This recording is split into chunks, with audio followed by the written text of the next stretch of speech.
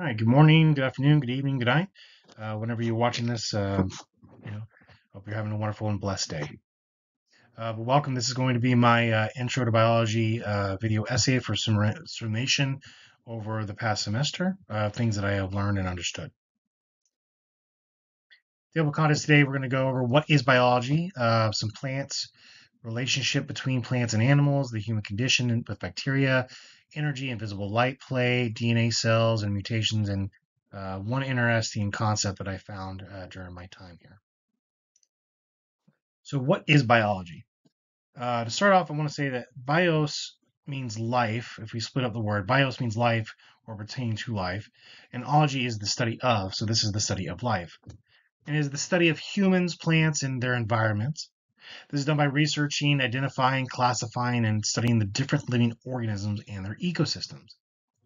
It covers a diverse field of study, such as botany, which has to deal with plants, ecology, which is the environment and living organisms within that environment, marine biology, which is essentially the study of marine animals and or living organisms in the oceans, the seas, the rivers, lakes, ponds. You have it as with water. That's where that study is. And then microbiology, things that we can't see with the naked eye, but we need the aid of a microscope to see. So if we start off with plants, we start off with seeds. Now, seeds to plants, seeds receive nutrients and begins to grow. Now, these will create roots, which then form and will then receive nutrients such as micronutrients or even macronutrients in the soil. Now, micro and macro, basically, micro is just the small amount of nutrients in a small quantity, whereas macro would be in a larger quantity. And some of these can be decomposing dead organisms or fertilizer or water. But also something that needs to note is there are a couple different types of root systems. Now there's like this more or less mesh looking or stemmed out root system that you see in the diagram here, and that would be called the fibrous root system. But there's also one called the tap root system. And the tap root would be, in other words, like a carrot or a potato or a beet, something that is more of a root, that's something that we eat that is in one source, not meshed out. Now, plant form, the entire plant, the form works together. Now there is a above and below ground section. Now the below ground, which we just discussed, is called the root. In this root section is what anchors the plant. It absorbs the water and minerals and depends on the shoot for energy. Now the shoot is what is above ground, and this contains like the terminal bud or the stem, which supports the leaves. Then there's the nodes where the leaves attach. Then there's the internodes, which are between the nodes. And mind you, none of these are participate in reproduction. Now, what causes or what plants need in order to eat is called photosynthesis. Now, this is the process by which plants and some other organisms use sunlight to synthesize food or eat food from carbon dioxide and water. Now, carbon dioxide comes into the plant, and then oxygen is produced out of it. Now, part of cellular respiration, this is the process that converts food energy to a form that the cell can use for work, also known as energy. And part of this also to note is ATP, which stands for adenosine triphosphate, which is the part which stores the energy in a form that the cells can use later.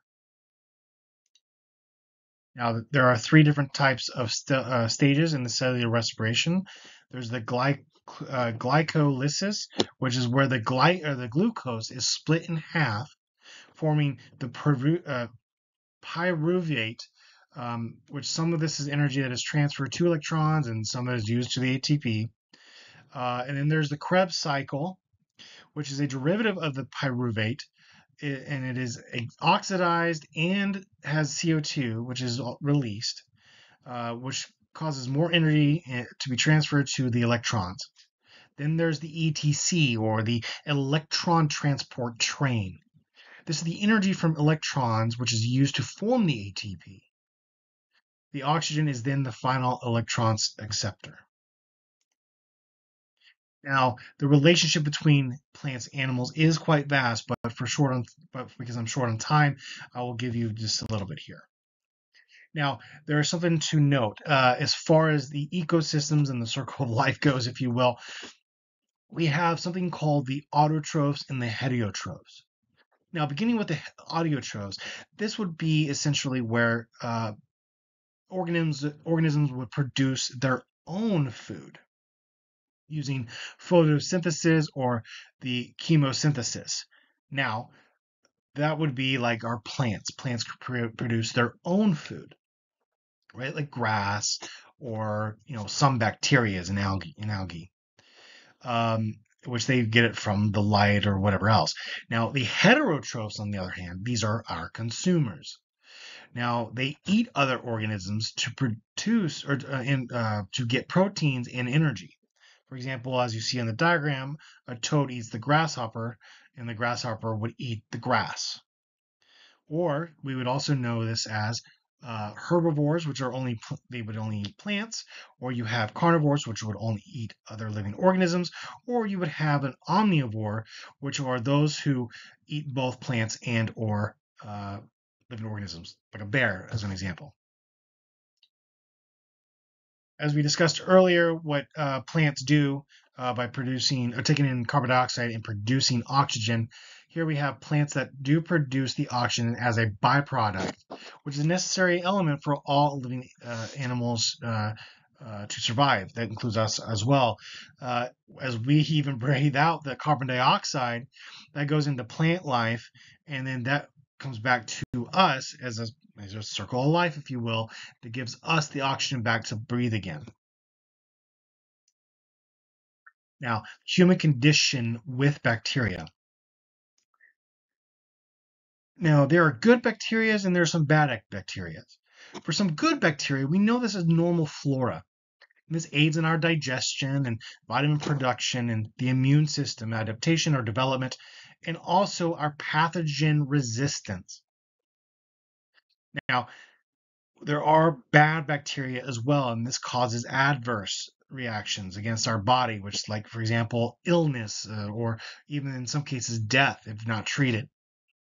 Some examples of illnesses by bacteria would be strep throat or tuberculosis or whooping cough, E. coli, things of this nature. However, there are things that we can do to kind of help prevent some of these bacteria illnesses. And some of that would be called an antibiotic.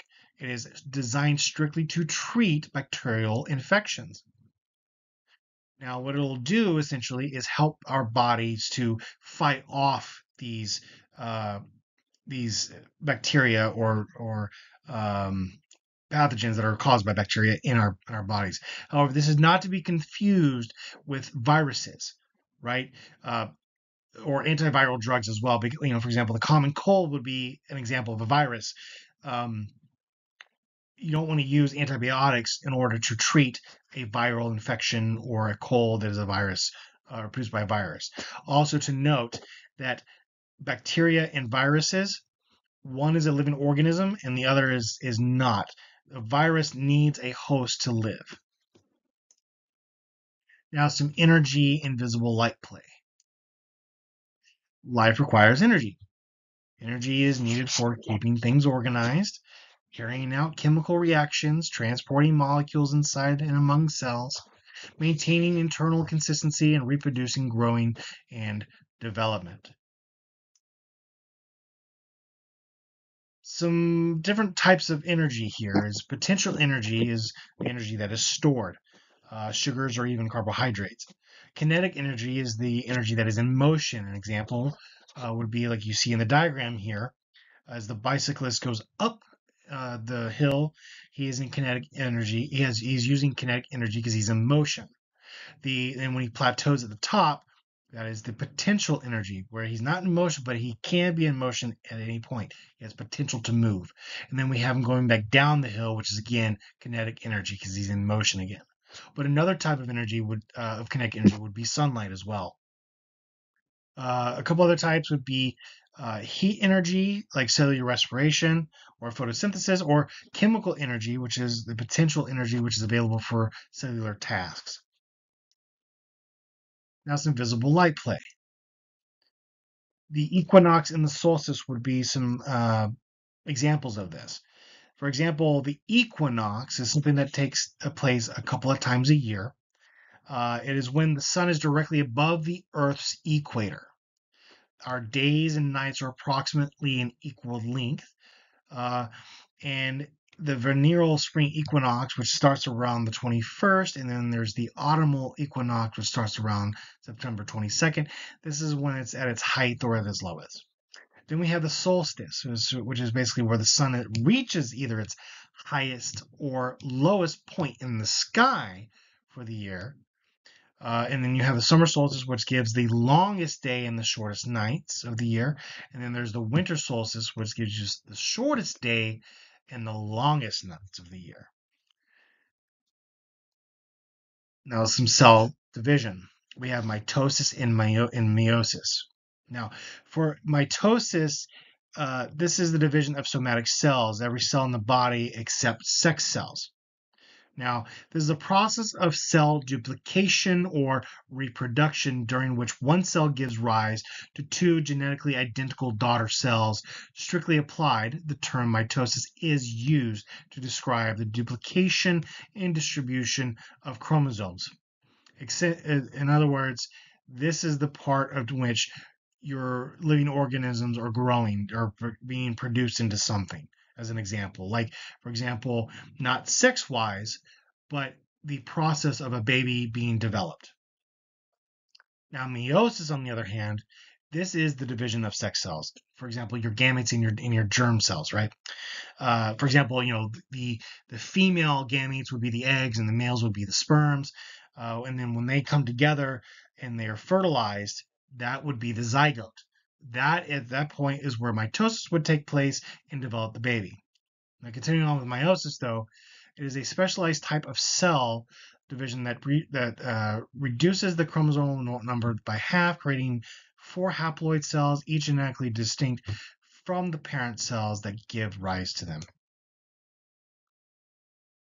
All right, on to DNA. DNA stands for deoxyribonucleic acid.